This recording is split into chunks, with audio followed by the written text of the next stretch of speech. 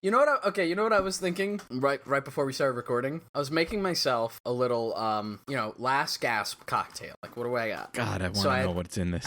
This one was a pretty normal one. It was the little bit of flat Pepsi and some Bacardi, and it popped into my head. Do you remember there was an ad campaign? It might still be going on. I don't watch TV or whatever, but there was an ad campaign when I was a kid in the 90s and maybe in the early 2000s. That was it was Bacardi and Cola. Yeah. And it had a sing-song thing to it. It was a Bacardi commercial, and it was like, Bacardi and Cola, they get the job done. And I think the idea was that, Bacardi and Cola were represented as, they were anthropomorphic. They were either bottles or it was, dudes. And it was supposed to be, they were, a team, right? They were, a detective or cop team or whatever. And, and the conceit of the commercial, right, is that it's such a wonderful combo of, rum and Coke, right? A classic pairing. Classic. And so, that, in osmosis, because, I was a child, I didn't drink, but in osmosis, that has been in my brain. But the way that it translates now, in the pathetic little cocktail that I made myself, it's the same words, but it's a slightly different tune. It's more of a sigh. It's like Bacardi and Cola, they get the job done. Oh, no. It's a resignation to the utility of the drink. There is a job that needs to be done. Someone is going to have to shut this fucking brain off. And, Bacardi sad. and Cola, they're going to get the job done. Big ups to our sponsor for this episode. Big ups. Big ups to our sponsor, alcohol. It's weird. I'm trying to do a better job of I don't do a very good job of telling personal anecdotes, but I'm trying to do a little bit of a better job of it. And for whatever reason, it reminded me that I used to live beneath this alcoholic, and who was a pretty nice guy. I think he was this was in college and living off campus in the apartments, off campus apartments. It was interesting. One of the first, not one of my first, but one of my most notable things that I did with organizing, and I didn't even know it was called organizing at the time. I was just pissed off. Was the apartment complexes. We got a notice on the door one day that just said, hey, FYI, there are above acceptable levels, according to the EPA, of lead in your water because of old pipes. Heads up. Mm-hmm. Not here's the remediation plan or whatever, or we're going to be sending you, bottled water or something like that over, every week or something. It was just hey, your brain might shrink, or I don't know what exactly happens with lead. And so that was off campus. Oh, it was disgusting. And there was mold. The mold was so bad because it was a basement apartment and in the middle of the woods and stuff. It was just really kind of gross stuff. But anyway, the alcoholic that lived above us, he always drank. It was Bacardi Gold and Pepsi. Oh, hell yeah, dude. And specifically, he had this and I think, with addiction, this tends to become, you get your little routines. Right. That you do. And he would always be I always try to, I remember it was a 2-liter Pepsi, and he would close it as hard as he could. He would close it with a wrench. Anyway, one night we were hanging with him, and it was it must have been in August because I was living on campus over the summer working, and it was the Perseid media shower, and we were lying down. It was an absolutely perfectly clear night, lying down in the grass, me and my buddy, and then this guy who happened to live above us, and we were watching the meteor shower, and I was drinking out of a thermos like this, Carlo Rossi wine. Oh no, okay, yeah, I know. I don't remember Rossi. The burgundy, or they had one that was called the Reserve Red, I think. Oh, good. Which was for the 2 gallons of it, whatever, it was $14 instead of the $12 if you just got I think it was the Chianti Reserve, if I'm not mistaken. And I drank so much of that when I remember standing up for the first time, because I was just lying down, and I was ill. I was ill. It did not feel good. That was a rough one. Yeah, dude, Carlo Rossi, I mean, it's just sugar. You know, I used to buy a lot in New York at the Trader Joe's wine shop, the $3 Chuck, Charles Shaw, until I read an article. I was buying that in my late teens. And then Shane. Then I read an article about really cheap wine, because I mean, hey, $3 for a little bottle of wine, that's awesome. You can buy, even if you're broke, or you only have a couple bucks, you can buy a couple bottles. You bring it to a party or whatever. I used to get a case. I would buy a case of the wine. here's the thing. Yeah. The reason why that wine is so cheap, and it's the same thing for a lot of cheap wines. Somebody had done some online expose, like Wine Fanatics or whatever, is because when they make those kinds of wines, I would suspect it's the same thing for something like Carlo Rossi. Instead of picking the grapes and stuff by hand, they put a giant agricultural thresher to get everything, which means when the thresher goes through, it's like a big, I think it's called a thresher, or a tractor, whatever the fuck. Somebody who knows what this is, please DM Dwight. But it's like a mechanical gas-powered machine that runs through the field and gathers up the vines that the grape is on, and then they mash that all together. So when they mash the grapes and shit together, it has the vines, the leaves, and then get this, all of the pests that are in the vineyard. So that doesn't just mean insects, that means like field mice. Oh. And so they just gather that all up and they put it into some kind of giant compressor or whatever to do it the cheapest way possible. And so when they finally do produce a barrel of wine from that or whatever, it tastes like shit. So then, in order to make it palatable, they add sweeteners. They add basically sugar, probably high fructose corn syrup or whatever, to mask the flavor of ratatouille and Fern Gully that's in your fucking $3 wine. And so ever since then, I mean, if I'm being honest, that turned me off of it for about 3 months, and then I was like, I'm broke. So, fuck it. Little fun fact. I mean, it's a lot. There's a lot of cutting corners and stuff. Whenever you see something that's it seems absurdly cheap, there's always some fucking awful reason behind it. It's some terrible thing. Another weird wine fact that I know. Little factoid corner today on Shanos Branos. Let's hear it. This is why you pay the big bucks to listen to this.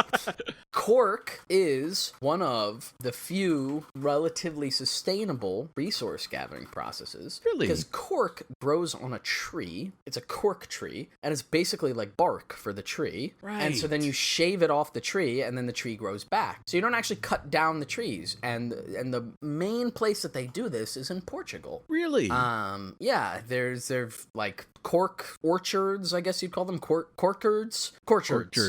orchards. And that's where most of the world's supply of cork comes from. Of course, now a lot of bottles of wine and stuff you get will either have a metal cap or they'll have a fake, a plastic cork or something in there. I'm actually looking at the cork of this year. Ooh, listen to that sound effect. Oh, I love that. We should get more into sound effects. ASMR. Dwight's Delights. We'll call that. And it'll just be you sipping delicious little cocktails and drinks and things you've made for yourself. No commentary. Just a nice... Listen to that, putting that back in the bottle. Here we go. Ready? Oh, that's a goodie. Oh, that's nice. It's you know what? And I'm serious about this. I've been thinking about doing a little kind of cooking something. I don't know exactly what the format is going to be, but the other day I was interacting on Twitter with @MuskTillDawn. And he was asking about a recipe or something like that, and I gave a recipe for this kind of infused drawn butter that I really like with mussels, and sounds like it went pretty well. Do you remember? Did you ever drink Boone's Farm? Oh, that sounds real familiar. I'm wondering. It was these kind of 750 milliliter bottles with a screw cap on, but they were sparkly wines, kind of wine coolers sort of thing. Yeah, right. Although I think they're technically malt liquors, if I'm not mistaken. A Chateau Diana product. Sure. Have you ever had you've never had Chateau Diana? That's supermarket wine in New York. Oh, it's also technically not wine. Right. Yeah. But this I found. There's a website called, I hope it's not the official website, called boonsfarm.net, which is the Boone's Farm fan club, and they have a testimonials page here. If I could just read it.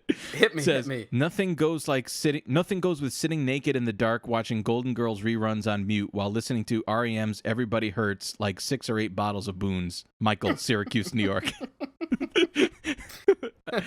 I like this, which is so accurate. For those that are familiar with Boone's Farm, this is exactly what it should be. 1972, senior year in high school. Boone's Farm apple wine. First time I ever drank. Drank the whole bottle, barfed all over my friend's basement floor. Oh well. Michael, New York, New York.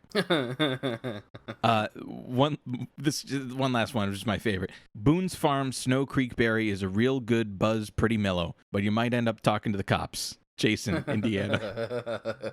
Oh man, I just realized I think I might sound lame like an old man. Am I getting too old with this stuff? Yeah, I mean, we are. It's fine. It's How can fine. we possibly relate to the Zoomers? It's the not very something cool at all I'm Zoomers. going to attempt to do. You will try with your TikTok thing, Oh, and so good. at best you'll be laughed away as an old man in rags. Yeah, that sounds right. You know, I remember there was one time I was teaching the propaganda class, and like we were talking about, I think that was the week that we screened Triumph of the Will, and we were talking about Nazi propaganda and stuff. And I was trying to make this point about like the effective power of being in a large crowd and the kind of energy that you get from that, right? And that not really having a particular political disposition, right? That's like a preliminary libidinal feeling that you just get, right? You know, when you're in a large crowd. I mean, it's the same thing if you go out to a protest. I mean, we've talked about this, or a demonstration or something, and you're with a bunch of people and you go, and you feel like, you know, good, and that kind of sense, that indescribable sense that somehow like you're all there together, that sense of like collective feeling.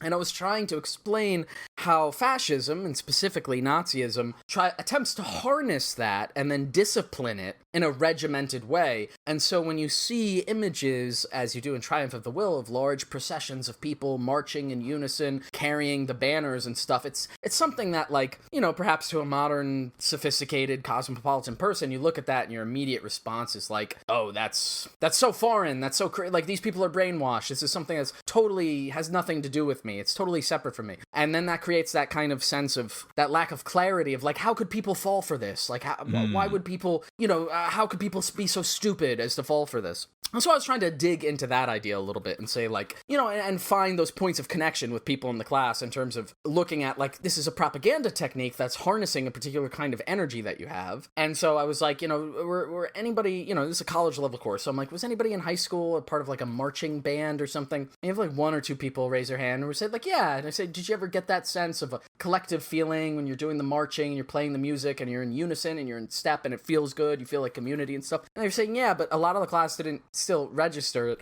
And I said the following, I was like, you know, then I said to the rest of the class, okay, like, if not a marching band, like you kids, you ever go to like a rock concert? And the second I said that, I just God. I realized I was old. That was for me the first moment where I was like, oh, I'm not young anymore. That's the end of that. Like, that's just over. Like, that, I had that difficult point in my, like, early to mid-20s of trying to reckon with that, you know, of, like, you know, where are you in that continuum of your life? Like, what groups of people you relate to? And just, like, with absolute clarity in that moment, I was just like, no, I'm old. Not young anymore. Not a kid. Like, this, which is fine.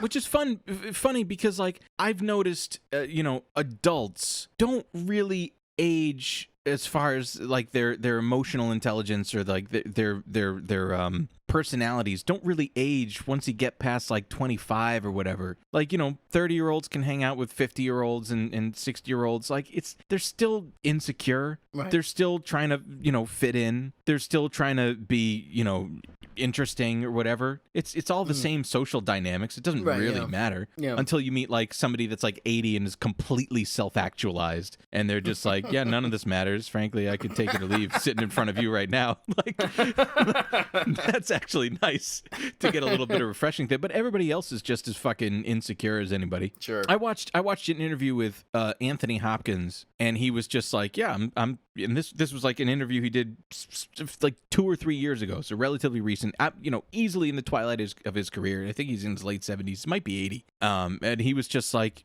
I'm terribly insecure as an actor, and you always will be. That's just the way it's going to be. Right. Shout out to all of the actor Patreon subscribers, the famous actor Patreon subscribers. Oh man, I don't think we have many of those. Could be wrong. Could be right. But you articulated that point.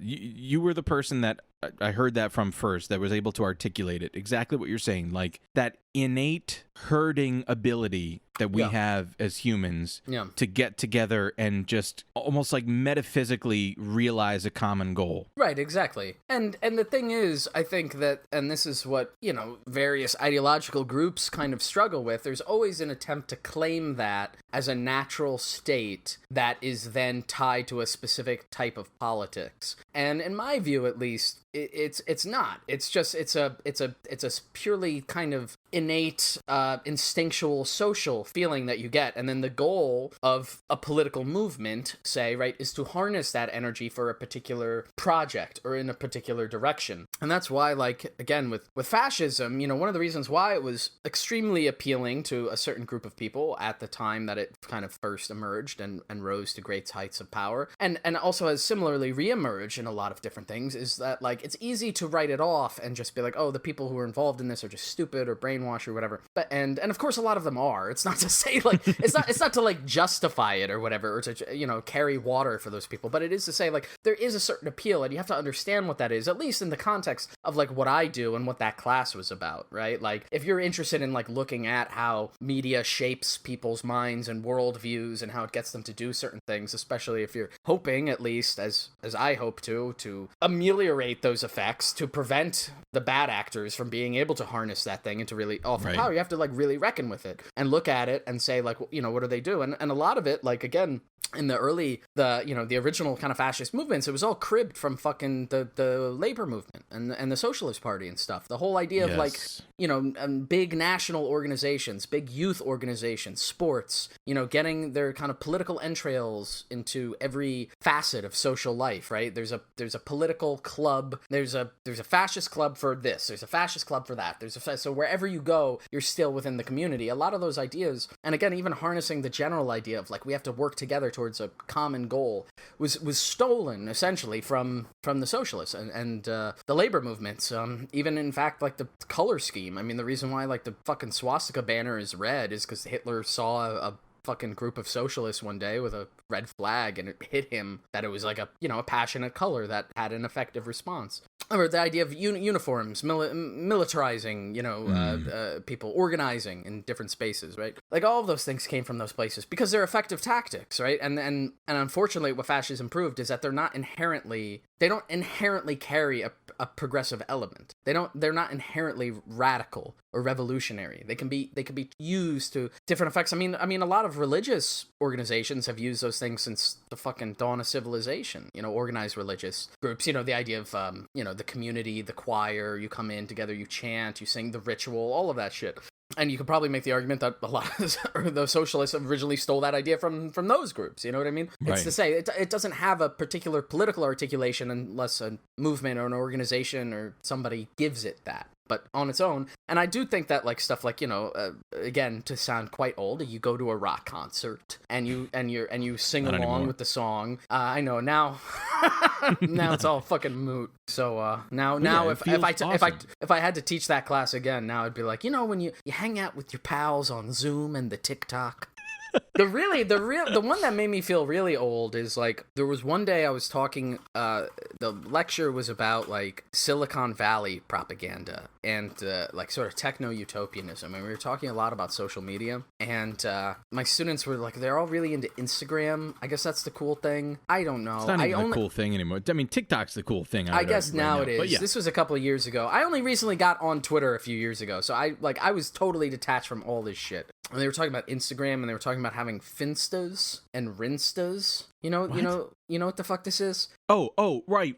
Their fake account, and then, like, the real account that they can show their parents, and then the fake account that is just for the friends. Right, exactly. So the idea is, and this is the twist that I love. All right. There it is. So the idea here, right, is that you have two Instagram accounts. You have your, like, public-facing one, which is the one where you take the happy pictures, you take professional pictures, stuff that's open, again, so your parents could see it, or maybe employers, your school, or whatever. And then you have a secret, you have an alternative Instagram account where you can post stuff for your friends. And the thing that my students were saying a lot of is, like, that's the one where you don't have to, like, put on any filter. Like, that's the Right. one where you don't have to curate the pictures to make them look really nice. You can post stuff of you, like, in your pajamas, or, like, you know, stuff, without makeup, or, like, you know, if you're depressed or whatever. That's where you can post about that. And I thought that was so fascinating. In a kind of like inverted Zizekian thing, that like you're calling the one that's all about presentation and social performativity the real Instagram account,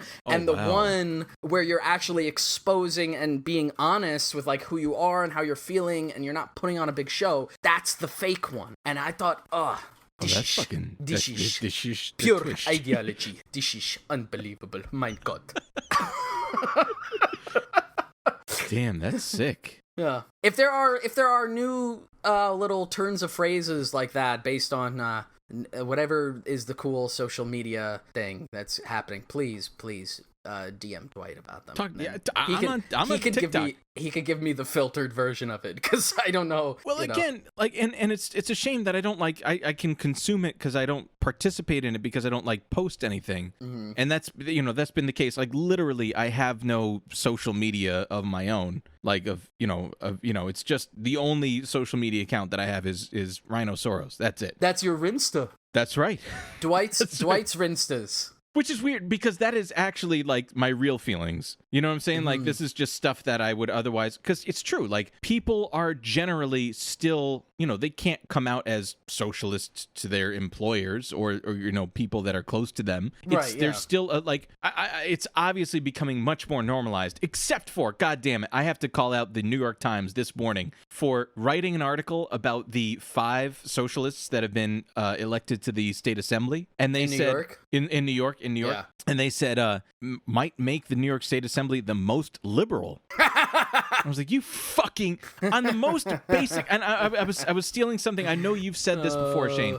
You're like, on the most basic level, just epistemologically, it's incorrect. Yes, like, it's not calling it what it is. Like, it's so frustrating. Being willfully, intellectually dishonest. Yes, for them to say this is the most liberal. Like, as if, can somebody get them into a fucking poli-sci 101? Right. Well, I mean, if you went to a lot of poli-sci classes, at least in my experience as far in academia, they'll most of the kind of like quantitative statistical work that's done in like political communications and stuff is all survey based, and a lot of it is based on the idea that there are 2 poles, and on one end is very liberal and the other is very conservative, and we can do a test, or we can measure your brain patterns or whatever to determine whether or not you're very liberal or very conservative. And so I have fun with that.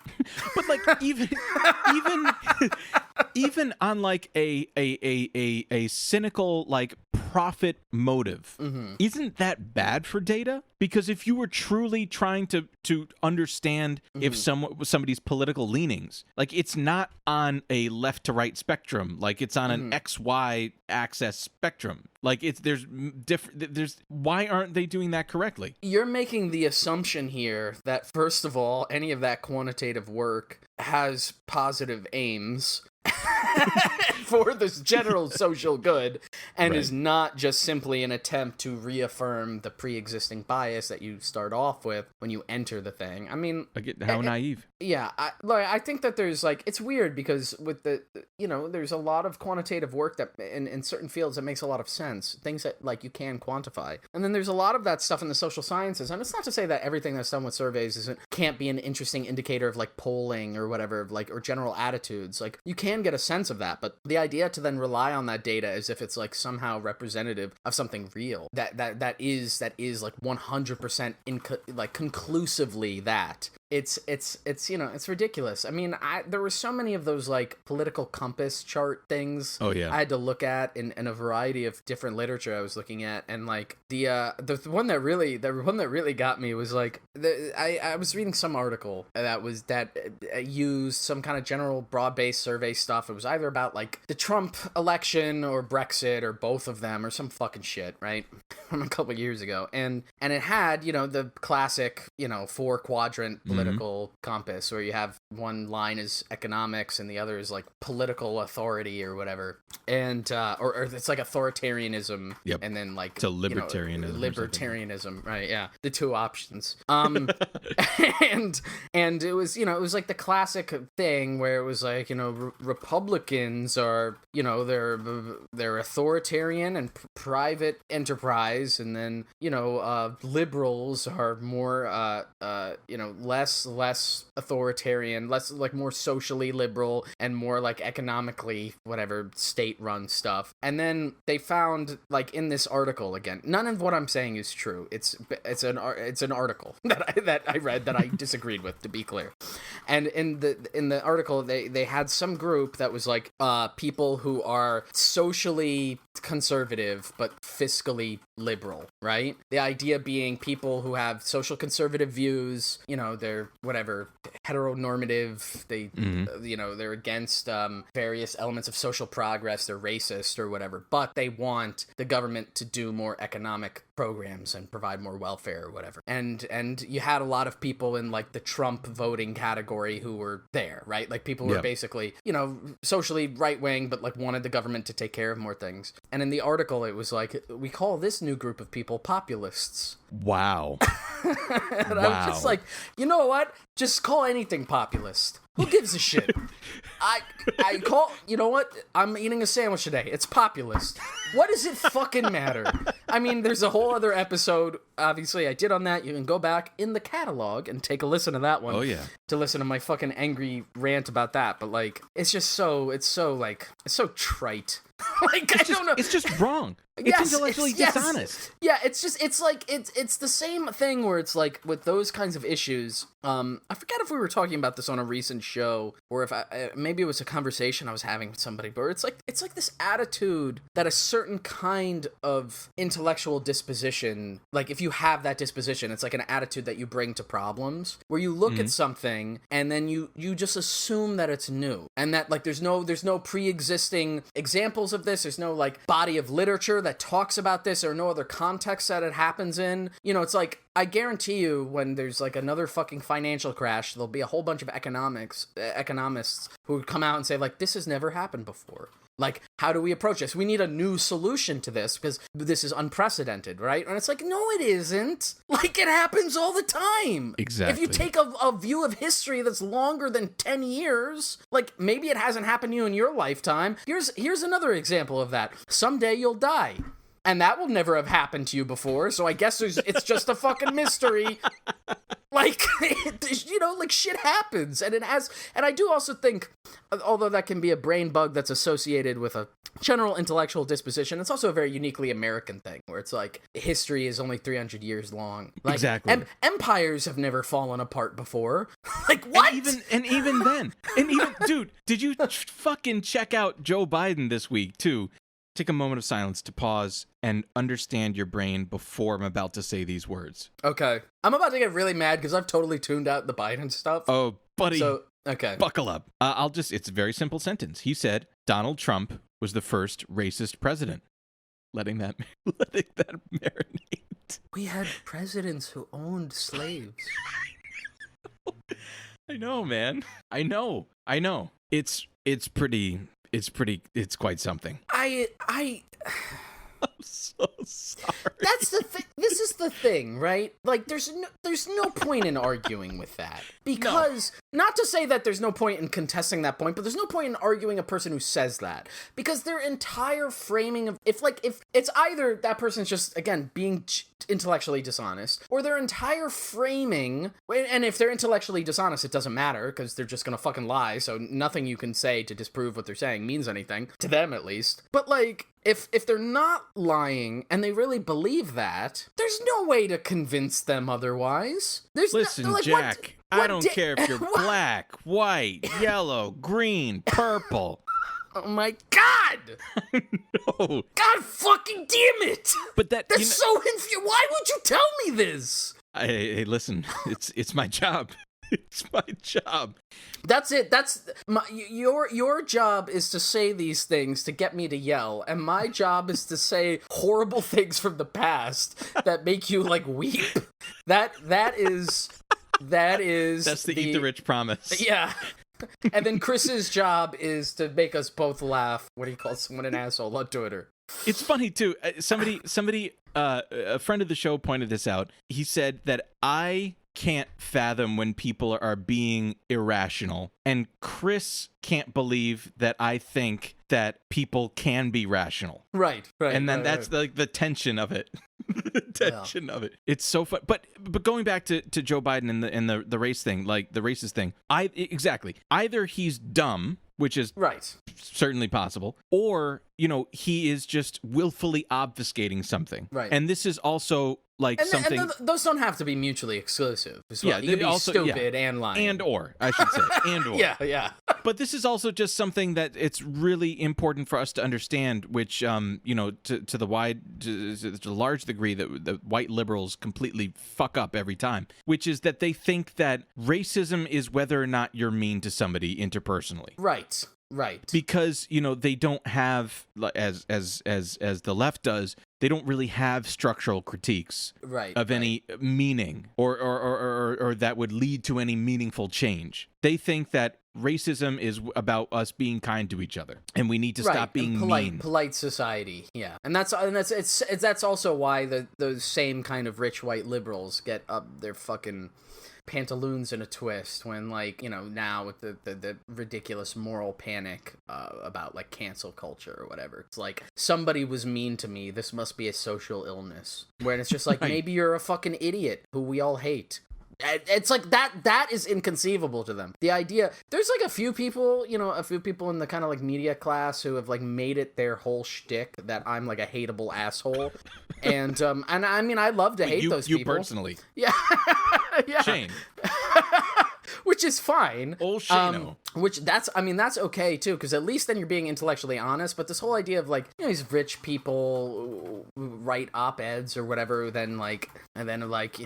somebody, if people don't like my shit, it must be because there's a coordinated campaign. It's just like, maybe you suck. Like, you've just never heard it in your life because you've always failed upwards. But maybe you suck, except to your close group of like friends that you play some archaic card game with every Wednesday. Like, outside of that, you suck and people hate you, and people now, maybe because of the agency granted by social media and your personal obsession, that person's personal obsession with like remaining in the public eye on a website which is basically an open forum where you can post something horrible and awful and people will respond to you and be like, you're a fucking idiot. That's not a social illness. That's like people yelling at you. If I like got on a street corner and started saying, all right, everybody, listen to me, this is really important, I'm a very important person and I have something to say, and I got a crowd around me, and then I said something I knew was like particularly controversial and shitty, and then they all started booing me, that's not cancel culture, that's me being a fucking asshole. Right. Like, what, like, it's just... Sometimes I worry about that for myself too. Like, I think about, do I only feel comfortable on talking about things in the past with confidence because time has already passed to allow us to know whether or not that thing was good or bad? And and it takes more guts to be able to talk about things that are happening now because people haven't formed popular opinion about it. This is not a big problem in my life. I want to be clear about this. This is just something I was thinking about, because I was like, literally last night, I was like, what's a great song? Get Into the Groove by Madonna. All right, sure, whatever. Yeah, no, I think people generally think that, 1980s Madonna was pretty good. And I was like, that's not very brave of me to say. That's your hot take. That's my hot take. I really like that song. Right. In fact, the whole album of Like a Virgin is pretty good. I wouldn't know. It's very good. You know what it was? I was watching... Oh, God, I wanted to bring this up on like a Patreon episode or something. Maybe it's the right time to do this, but... It is a Patreon episode. It is legal. Now that you mention it. I love listening to live music, and I love like going on YouTube and listening to like, different pieces of live music and such. And actually I'm going on, as we mentioned on, I don't remember if it was on this this episode or the Pfizer episode that I'm going on Jason Crane's jazz podcast this week, which is really cool because I love jazz.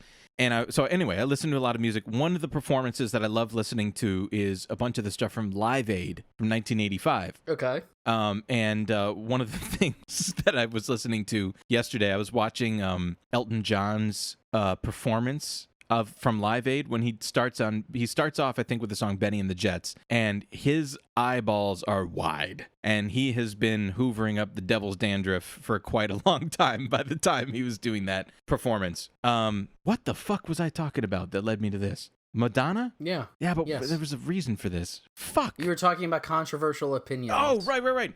Yeah. And so I was wondering, where did the money go from Live Aid? Because if I'm not, it was about a famine in Ethiopia, if I'm not mistaken, that Bob Geldof from the Boomtown Rats was trying to like do something about. Also, the lead in Pink Floyd's The Wall movie. It's exactly right. And I know that because that's the one album I listened to in high school. Of all things.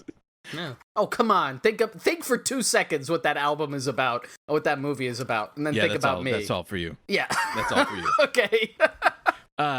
Anyway, yeah, so if I'm not mistaken, a lot of the money went to buy arms in Ethiopia or something like that. Oh, cool. No. It was that Margaret Thatcher as well was just like fighting against I should look this up before I start fucking spitting it up. Anyway, somebody DM me. I don't know. Anyway, yada, yada, yada. Elton John loved cocaine for quite a bit of time is the end of the story for that one. I mean, whom amongst us? The devil's dandruff. Marching powder. Marching powder. That's right. Yeah. You kids, you ever go to a rock concert? You kids ever drink Boone's Farm? Let me tell you what Josh from San Marcos, Texas said about it. You ever chug some Boone's Farm and do an 8-ball and then go to your local rock and roll show? You have a great time. In 1978. Okay? This is what Josh from San Marcos, Texas says about Boone's Farm. He says, I enjoy drinking Boone's Farm in the dark by myself. Well, my dogs are there and my wife is upstairs asleep. That's really good. That's really good. You know that guy. You know this guy. You know what that's making me think of? The thing. So, obviously, a lot of stuff has moved online because of the quarantine and the virus. And so, as a result of that, a lot of things that I would be otherwise buying in person, I've moved to buying online, right, to have shipped. And there are a lot of sites.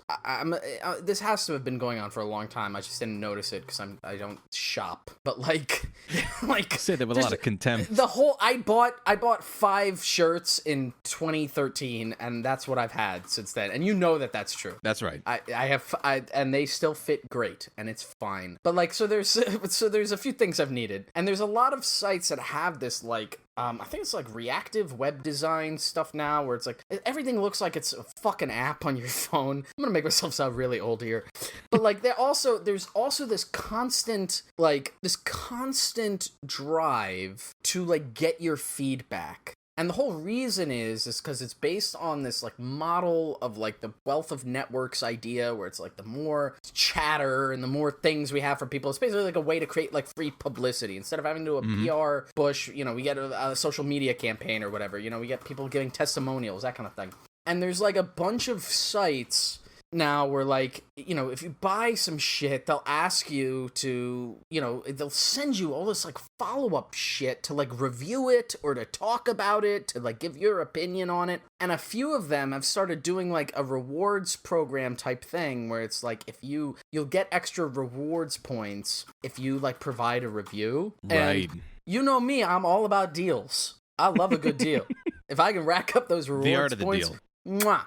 And so I've also realized that there's zero moderation or attention paid to what you put in. So if it says, yes, leave us a review and we'll give you, 100 points or whatever on the thing, you could just type anything. And I'm just going to leave it at that. You can let your imaginations run wild. You can type whatever the fuck you want, and you still get those points. I love it. I will sit with my glass of warm, flat Pepsi and overproof rum, Do and I will sit into the wee ice? hours of the morning, and I will bang out a fucking Russian novel about non-existent family members and their variety of problems on a vape juice review. Never once mentioning the tasty flavor that I use to alleviate my constant nicotine addiction. No. Oh God, fuck! I had a train of thought and it totally left the station. Let's talk a little bit about the China stuff, because I thought this was actually really interesting. If you've paid attention to the news, which I don't really recommend because it's not terribly good, you'll notice there is quite a lot of chatter about China. China. Something that can we just get that was me doing President Trump. Okay. Yeah. Can we get a soundboard of Chump of Chump? China. You take China. Now, the reason I bring this up is the article that came out. The thing that happened this week was that the United States ordered the closure of the Houston Chinese embassy, the consulate in Houston for China. Okay. Now, obviously, Houston and Texas as a whole is, in a huge economic powerhouse. Right or wrong, it is, an enormous economic powerhouse and contributor to the GDP of the United States. And trade with China is a huge part of that. For oil, for different natural resources, it's extremely important. And the closure, what one could argue, is an escalation of aggression, right? Because it's saying, we don't even want to talk to you. You can't sit with us, basically, is what it's saying. And in response, this week, China ordered to close the Chengdu consulate in retaliation. One could argue that there's a bit of kind of like a Cold War thing going on right now between China and the United States. Mm-hmm. I say one could argue because I'm not smart enough to know whether or not I could argue that. But just argue it. Just take the stance. I'm asserting.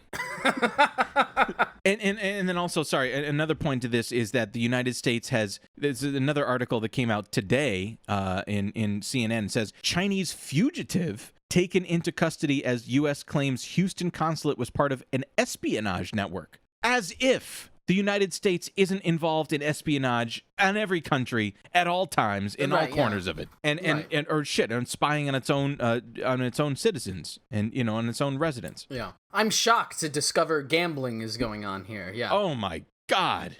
Who amongst us knew what was happening in Langley? There's an entire apparatus for spying. So of course there's an entire apparatus for spying. To say that it's, it shouldn't exist at the embassy level or in a consulate or something like that is entirely intellectually disingenuous. It's stupid as shit. Yes. Headlines like this is something that I'm asserting. Headlines like this and these little fucking stupid tit for tats is a deliberate obfuscation for the social problems that are occurring right now in the United States. Yes, 100%.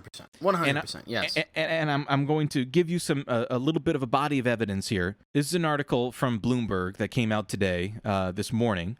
We don't even need to read it. I'll just read you the title. The worst for U.S. renters and apartment owners is yet to come. And it just says, I'm just going to read the first few paragraphs. Apartment landlords across the United States spent the last days of March holding their collective breath while waiting for rent checks to come in. For the most part, they did, thanks to the $2 trillion in emergency relief authorized by Congress to blunt the economic blow of the pandemic. Now, expanded unemployment benefits are expiring and eviction bans are set to lift, leaving tenants and building owners wondering again what will happen when the bills are due. It is not going to be good. 1 in 3 renters failed to make their full payment in the first week of July. Nearly 12 million renters could be served with eviction notices in the next 4 months, according to an analysis by the advisory firm Stout, Risius and Ross. And in some cities like New York and Houston, more than a fifth of renters say they have no confidence in their ability to pay next month. What is more problematic? This fucking dumb tit for tat about these open secrets about spying and consulates and blah, blah, blah. Or the fact that 1/5 of renters in some of the largest metropolitan statistical areas in the United States say they can't pay their rent. And that the protection against what's going to happen next, which is eviction, is going to expire. And the two corporate parties that are in charge of fixing this are completely disinterested in anything other than us getting back to work to continue to provide profits to their ruling class, to their donor class, to which they're beholden.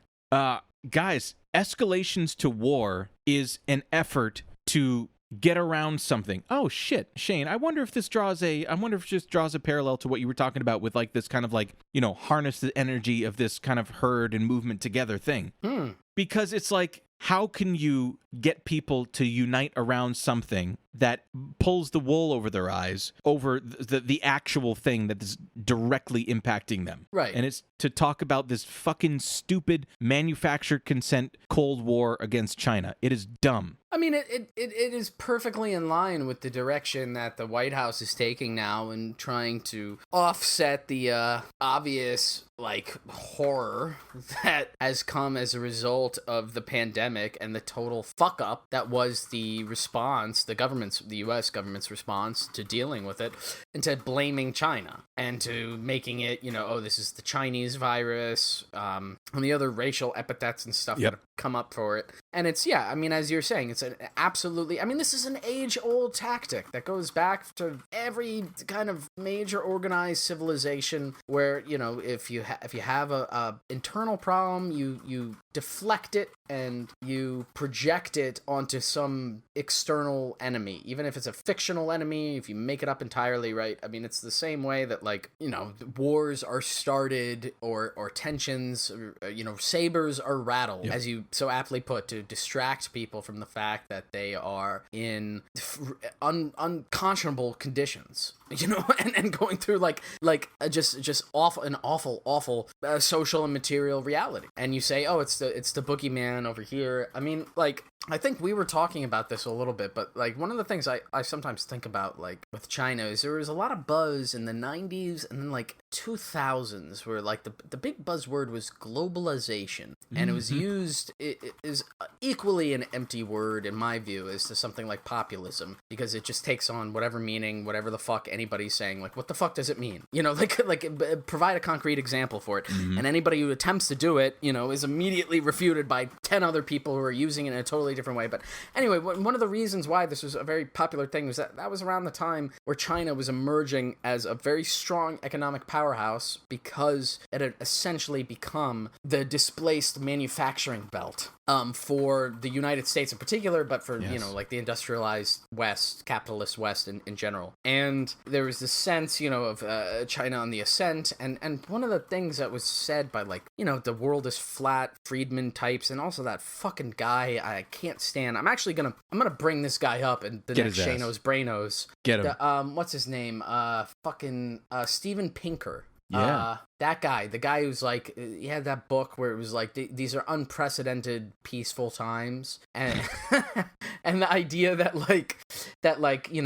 part of this growth of the end of history moment, the end of the Cold War, like everybody's just going to become part of the great capitalist global marketplace and become integrated, and there's going to be no more wars. My immediate refutation and argument against that is always that there's this stupid idea, and libertarians say this shit a lot too, by the way, that like people who trade together don't fight. Unreal. It's this weird like belief that is just not founded at all. And of course, it's always brought to like a social or national level where it's like countries that have a lot of trading connections to each other are less likely to fight. And the greatest refutation to that is at the outset of the First World War, the two biggest industrial countries with the largest amount of trade between them two was Great Britain and Imperial Germany, which were both the leaders of their respective, like, network of alliances that then proceeded to slaughter each other in the millions over fucking Alsace-Lorraine. Like, so the idea that because, like, oh, I get shoes from Britain, I don't hate them is, like, you have to have a baby's brain. Think about how in that period I was just talking about, in, like, the 90s into the 2000s, it was the butt of every shitty stand-up comic bit that, like, oh, everything's made in China now. And then that became a rallying cry for, like, racist fucking nationalist people in the United States. Like, why don't we make things in America anymore? Why do I have to eat my beef jerky packaged in China? I can't kill a cow on my own property or whatever.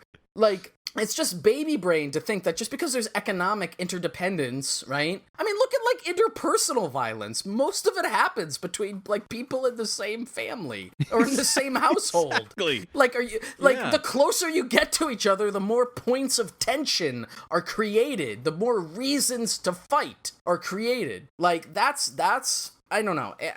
And obviously, like you're saying, to get back to the point, sorry for going on that rant for a bit, but like, to get to the Shane, point. talk about World War I. Oh, no, dude, we're almost at an hour in. Are you kidding me? That's not even a Shano's Brainos. That's a separate show. That's an entire that's a different separate podcast. show. That is I get my Boer's wine and what is it called again? Boone's Farm. Boone's Farm. No, I'm just gonna say my Boer's Swill. Boer's wine. You're a a Dutch South African farmer in 1842. My Boer's Swill that I've made in my own bathtub, and I stare off at night across the cityscape of Philadelphia. Yep. And I start sipping that, and I say, "All right, we're talking about Verdun." And it's blitheringly incoherent, and it's just a patchwork of horrible anecdotes that have wormed their way to the center of my brain. Oh, I thought you were leading up to something. Oh, I could keep going, dude. I'm trying to give you the space to put things back on track. I'm off rails, Dwight. You gotta fucking man the train here. So, I mean, I literally got a CNN alert on my phone right now titled "The Situation is Desperate." It says a Texas hospital says its resources are stretched so thin that it may decide to send some coronavirus patients, quote, home to die by their loved ones.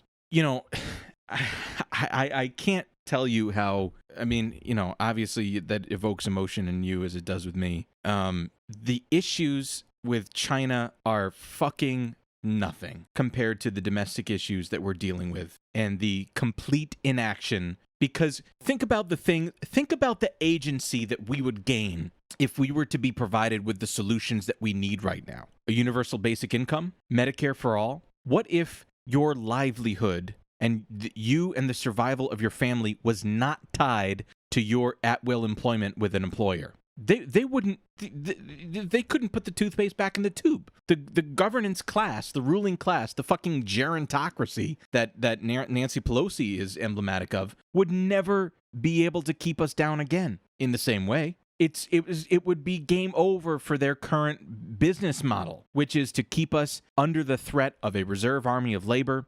I don't know if we brought this up, but in case anybody's not familiar with what a reserve army of labor is, it means that unemployment is a tool of the capitalists because they can say, hey, you don't like your job? You feel like you're being put in bodily harm by your job? You feel like we're not paying you enough? Well, see all those unemployment people there? We can just employ somebody. We can just get one of them because they're unemployed. They need the money. That's what the reserve army of labor is. It means like, you know, you should be thankful for your job. How many times have you heard this in your workplace? Well, we're all replaceable. Yeah. It's sick. It's sickening. That's not the way that it should be. You not having a high station on Maslow's hierarchy because you aren't employed should never be the case in a fucking civil society. But this is America. Yeah. That's all. Yeah. I mean, the war drums get beaten most severely when there are domestic problems. Yep. That's it. That's when the sabers get rattled, you know? I mean, it's sad that it works. It's really sad that it works. I guess it's incumbent on us to look past this and, continue to put the pressure in the streets like we've been doing and try to provide a mutual aid to those that are targeted by secret police. I don't even know, like, Jesus Christ. And fuck, the corporate media for manufacturing this consent. Like, I just saw another article that came up that was like, parents are protesting against people trying to stop the opening of schools in the fall. When Poll after poll shows that 1 out of 10 Americans want their kids to go back to school in person. It's dangerous. We know this. We're not fucking stupid. But there's a continued manufactured consent that disallows us from actually having the open, mass-produced discourse from being of the actual issues that we're concerned about. Again, class interest. Yeah. I think we should stop here before we start talking about Napoleon or something. Oh my God, I would love to talk about Napoleon. Let's talk about Saint Helena. I'm not letting that one go until I go to Saint Helena. Where we'll all end up. We should do a live show on Saint Helena. I would dude. What was his name? Jack the tortoise. Jonathan the tortoise. Yeah. Jackie boy. Listen, we should. British government or the American government's given all sorts of money to Pfizer to keep us, vaccinated or whatever. We'd like the British government to sponsor Eat the Rich to go to their beautiful island, their overseas territory of Saint Helena, so that we can see where Napoleon drained his sword. All right, it's time to end. Wasn't that the whole thing though? You just said it's time to end. No, but the Napoleon pocket, how he was always pictured with his hand halfway, just underneath his his breast coat. Breast coat's not a word. You know what I'm saying? I just thought that was a cool look. I do that shit all the time. That's why, again, those 5 pairs of shirts that I have. Yes. Or what? Pairs of shirts. It looks whatever. Cool, but if I'm not mistaken, those 5 pairs of shirts, I just got it. Just end this. Yeah, okay. Stay end cool. My Stay suffering. cool. Stay cool. Stay cool, everybody. Wait, hang on. One more sound effect. And that's the ASMR for you today. Next week, Dwight will page a book and he'll run his fingers across. End this. Why am I doing Goodbye. this? Goodbye. Stop Stay this. cool. Stay cool. Play a good song. Goodbye. Get out.